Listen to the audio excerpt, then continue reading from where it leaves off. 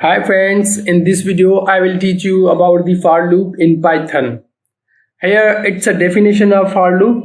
The for loop is useful to iterate over the elements of sequence such as string, list, tuple, etc.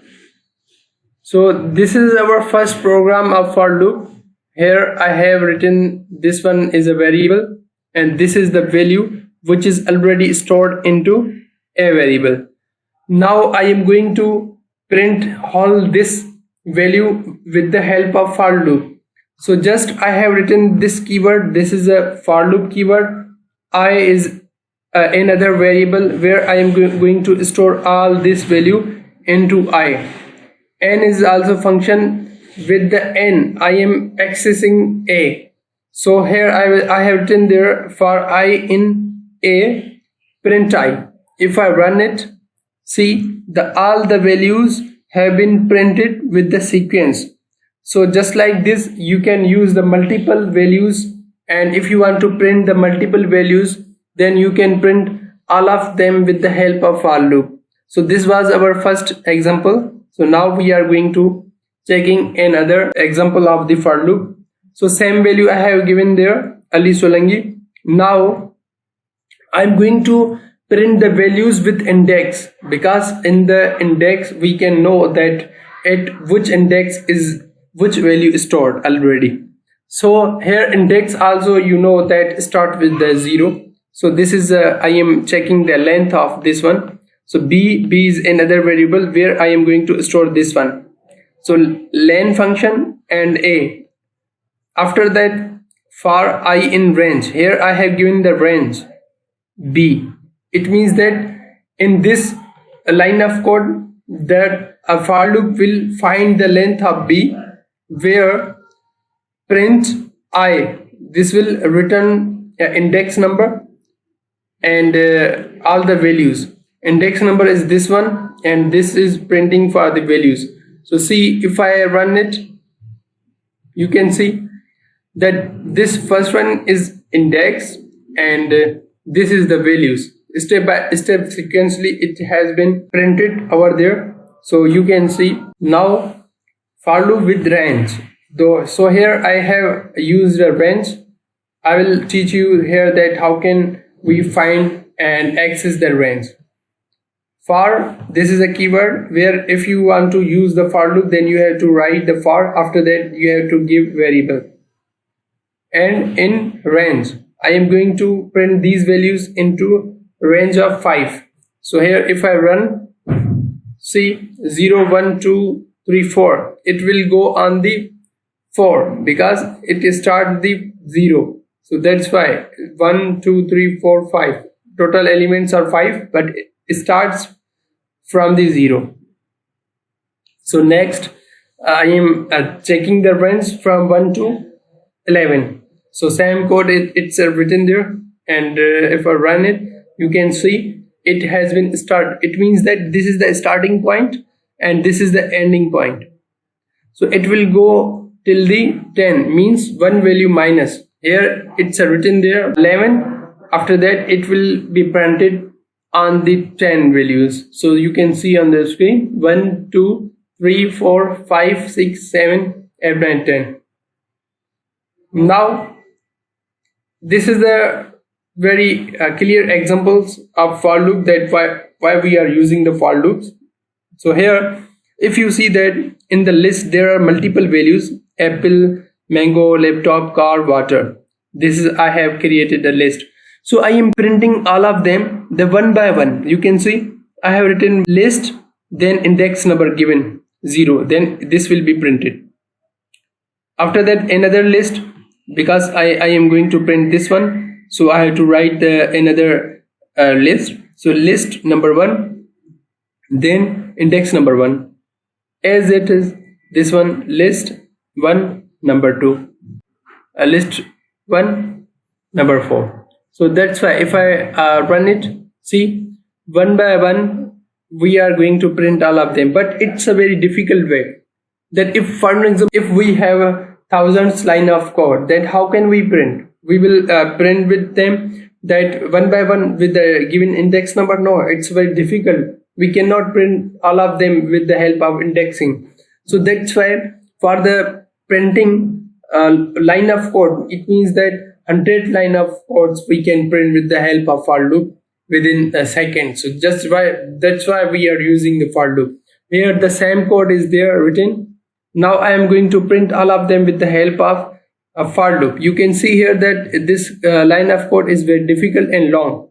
So just I have written here for loop item in the list 1. It means the item is another variable I have given for the storing the values of list 1. So here for item in the list 1, print item. If I run it, see all the values have been printed.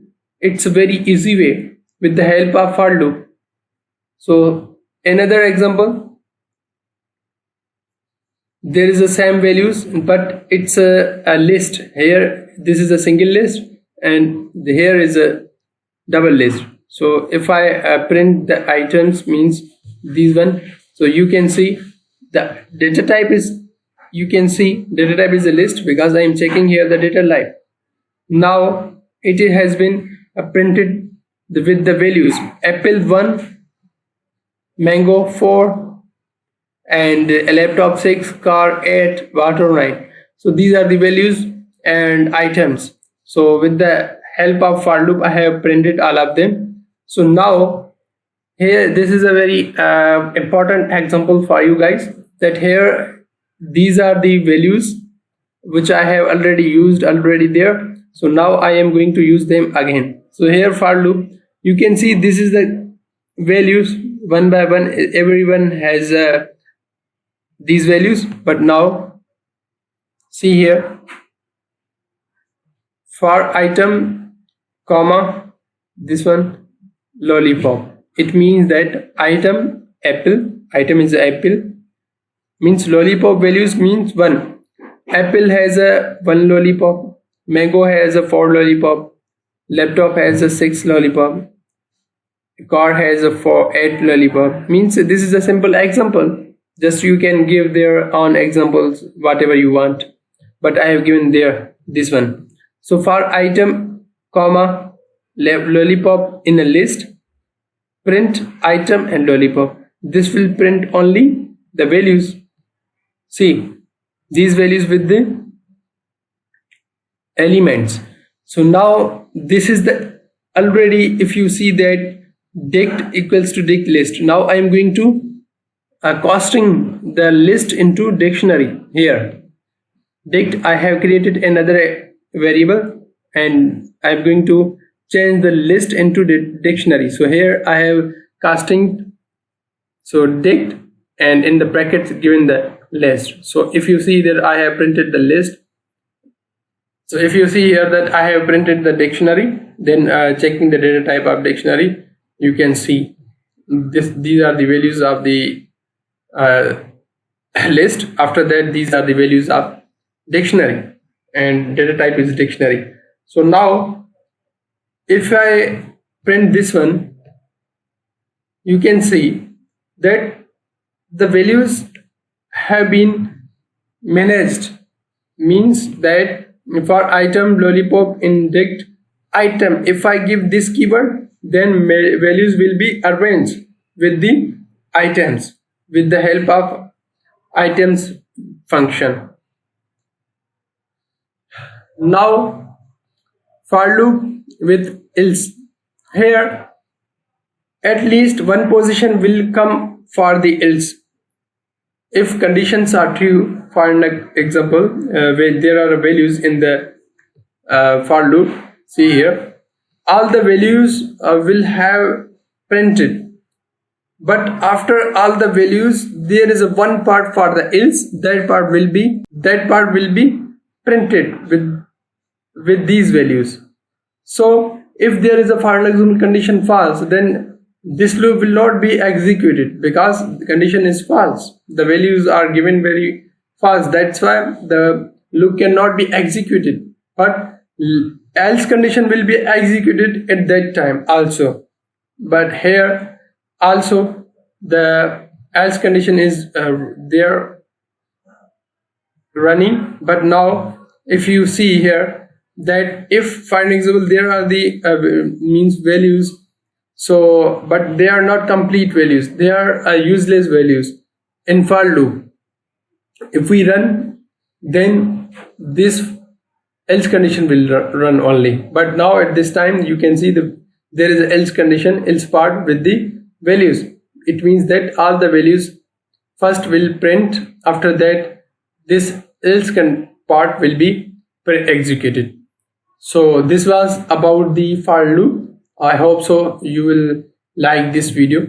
So please guys, subscribe my channel as you can be connected with me. Thanks for watching.